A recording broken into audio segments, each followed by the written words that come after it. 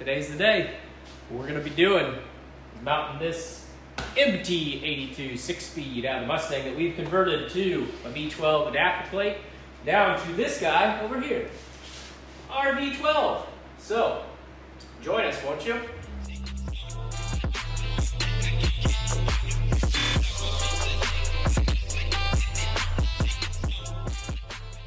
There you have it.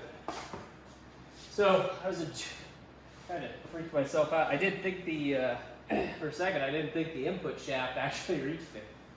The clutch disc would, and I remembered the transmission's in neutral.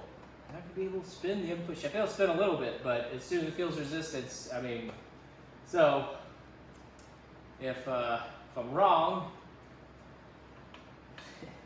kind of screwed, but I don't think so. I think we're good. I checked that before we, with the case before we dumped everything in, so it should all be good.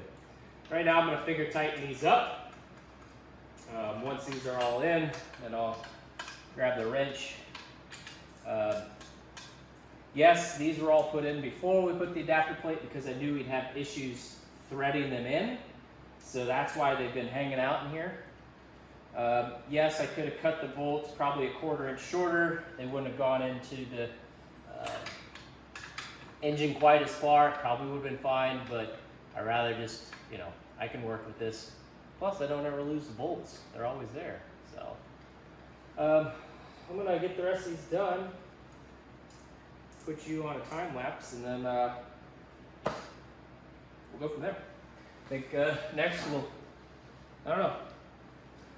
Might get a chance to actually fit it in 68, see where we gotta cut the cross member. Huh?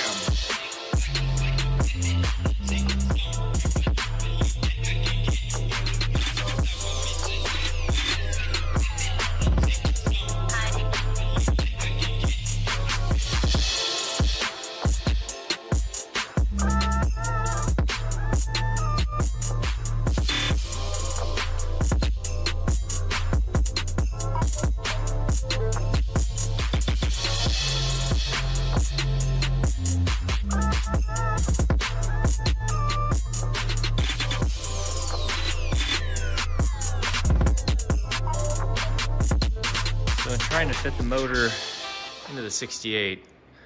I'm hitting the oil filter canister on the upper A-arm.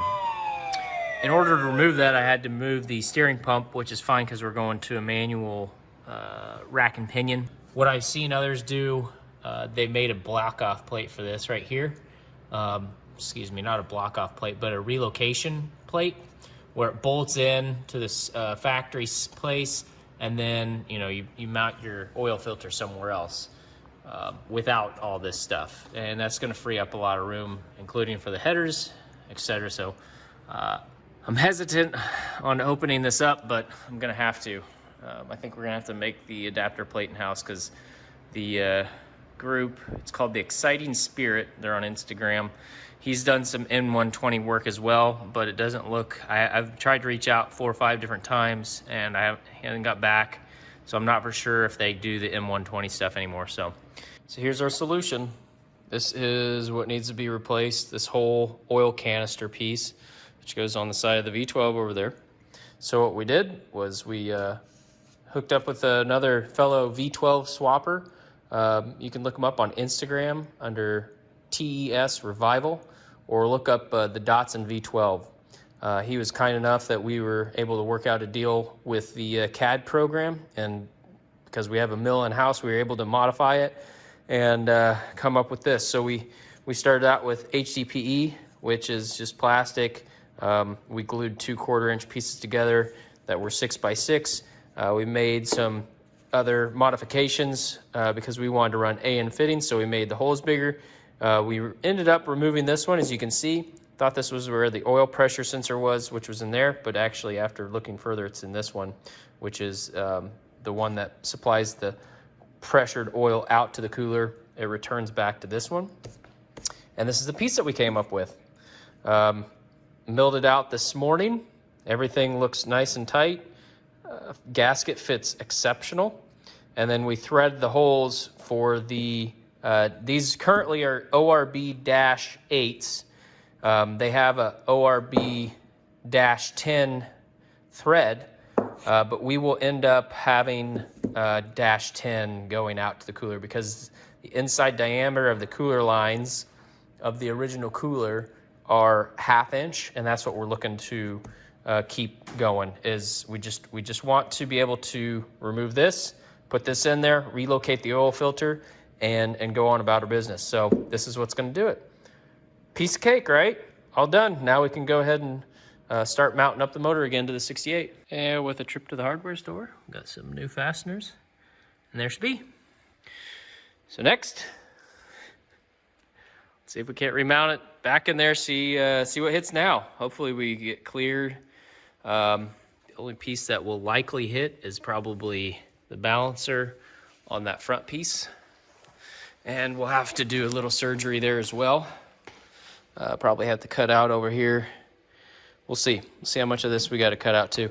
I will likely, before cutting into this, make the hoop around the oil tank once we sit it in. That way, all this is still supported because right now it's just, you know, right here. So, and the jacks are holding it up. So there's no way it could twist or anything. It's pretty well perpendicular. So we're good. Getting closer. Now we have the adapter plate in. We don't have to worry about the oil canister coming up and hitting the A-arm, as well as the sending unit hitting this piece here. We will go ahead and block those off, weld those up. It misses the pan by quite a bit. It is starting to hit over in this area, right here where the alternator is. This piece right here holds the other part of the A-arm, the lower A-arm right there. So we can't do away with anything up to there. So we can come out here. What we'll likely do is cut it here and then bring the chromoly out and around to miss this whole front engine piece. That's one idea. The other idea is to, you know, again, separate this here and plate it on the backside and then bring a whole new piece of pipe from here over. Haven't decided yet. If you got any thoughts on what I should do, comment in the comment section, because I'm not real sure exactly what we're going to do yet. So it'll probably be a little bit before we get too aggressive on it. I gotta still do the steering and everything. It's looking pretty good though. It's a lot more settled in there than what it was before. So just a couple more, let's say a couple more inches coming down. It's going to flatten everything out, and we should be good. So yeah, there's not much more we need. The oil pan itself, if this wasn't hitting, if I didn't need an alternator, I'd probably cut that bracket off, move the alternator or take it off or whatever, and set it in there, and we'd be good. The balancer would be pretty close here, but nothing we couldn't cut out. Anyways, that's if you're doing this, that's the things to look for. This bracket was the EGR bracket, so we won't need that. Probably end up removing it or cutting it up depending on how it's being utilized to help hold this, the alternator. But that way it gets away from here.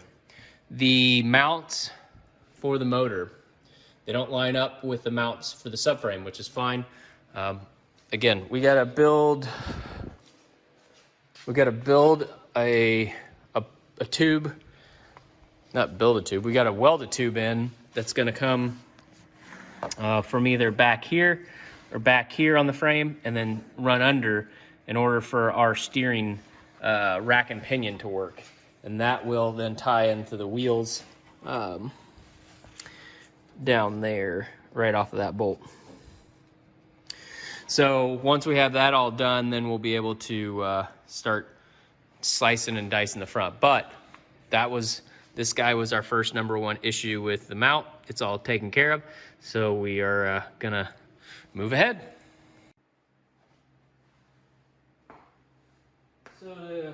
get this all squared up and keep everything true, I'm not going to cut this yet. I think I mentioned in some of the other pieces. I'm going to go ahead and block this up here with some, I got some pretty thick gauge metal that we'll use to box this in. And then this is the piece that I just bent over at Jeff's, or had him bend for me. 245s, we use that plastic, the 3D printed muffler, not the muffler, but the exhaust that we were doing. We use that to basically create the stencil, and we had to leave it pretty long in order to get through the bender there. Anyhow, we'll use this now to basically, after we have this boxed in, we'll come back here, cut this to length, weld it in, and then we can take this out and box this in too, which we'll have to do because the front of the motor hits right now. So right now, let's get to working on these.